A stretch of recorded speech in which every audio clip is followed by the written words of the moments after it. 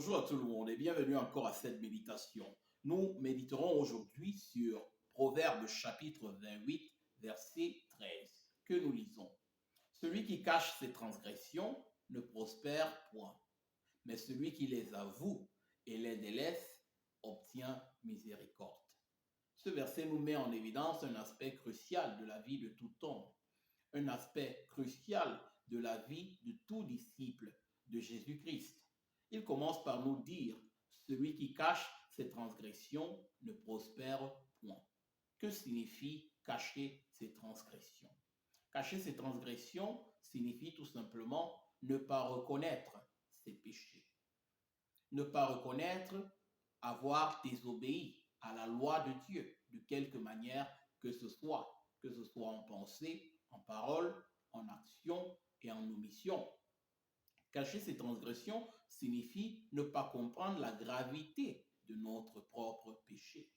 La Bible dit que tous les hommes sont pécheurs et sont esclaves du péché par nature. Ils sont gouvernés par le péché.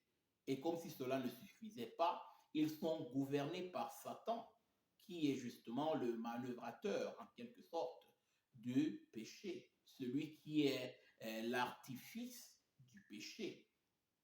Donc, cacher ces transgressions, c'est vivre comme si nous n'étions pas de pécheurs, comme si notre condition de pécheur n'était pas quelque chose de grave aux yeux de Dieu, aux yeux de notre Créateur. Et cacher ces transgressions peut être également défini, penser être juste, vivre sa vie en pensant que nous sommes justes, que nous n'avons rien à nous reprocher, en nous confiant en notre propre justice. Donc être en quelque sorte même aveugle devant ses péchés. Refuser de voir la réalité telle qu'elle est. Refuser de se mesurer à la loi de Dieu, à la parole de Dieu. Car c'est en se mesurant à la parole de Dieu que nous comprenons notre condition de pécheur. Et le verset dit, celui qui cache ses transgressions ne prospère point. Et que signifie prospérer?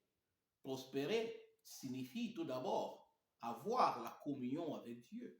Celui qui ne reconnaît pas qu'il est pécheur ne peut pas espérer avoir la communion avec Dieu. Il ne peut pas espérer avoir la paix avec Dieu. Il ne peut pas espérer avoir les faveurs de Dieu. Il ne peut pas espérer avoir l'approbation de Dieu. Et si nous sommes pécheurs et nous persistons dans nos péchés, il est logique que nous ne pouvons pas avoir le salut. Nous ne pouvons pas avoir la réconciliation avec Dieu. Nous n'aurons pas la vie éternelle. Prospérer signifie tout d'abord, oui, vivre dans cette vie de manière juste, de manière agréable, dans la paix avec Dieu. Mais bien plus encore, avoir la vie éternelle lorsque le Seigneur jugera les vivants et les morts. Celui qui cache ses transgressions ne prospère point, ni dans cette vie, ni dans celle à venir. Bien qu'il puisse avoir l'illusion de prospérer, parce qu'il se mesure selon les canons du monde dans lequel il vit, il ne prospérera point selon Dieu. Il ne prospérera point selon ce que Dieu a prévu pour tous ceux qui lui obéissent. Le deuxième volet de ce verset dit, mais celui qui les avoue et les délaisse obtient miséricorde. Celui qui avoue ses transgressions et les délaisse obtient miséricorde. Ça, c'est encore là l'essence même de la repentance selon Dieu. Reconnaître ses péchés, les avouer et être disposé à s'en débarrasser, à les abandonner pour marcher selon la justice de Dieu, pour marcher dans l'amour de Dieu. Ça, c'est l'essence, ça, c'est la définition même de la repentance. Il n'y a pas de repentance vraie et propre s'il y a seulement confession du péché et il n'y a pas de disposition, il n'y a pas de disposition à s'en défaire, à s'en débarrasser. Si notre cœur n'a pas de nouveaux désirs, les désirs d'amour, de justice, de sainteté, et c'est alors que lorsque notre cœur désire la justice de Dieu, désire la sainteté, qu'il reçoit la miséricorde de Dieu. Il reçoit le pardon des péchés.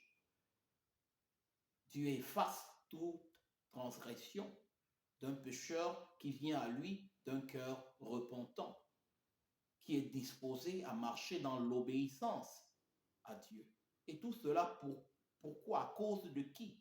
À cause du sacrifice que Jésus-Christ a accompli sur la croix afin que nous obtenions le pardon de nos péchés et la réconciliation avec Dieu, afin que nous marchions en nouveauté de vie, afin que nous puissions être en communion avec Dieu, afin que nous puissions avoir l'assurance d'être agréables à Dieu.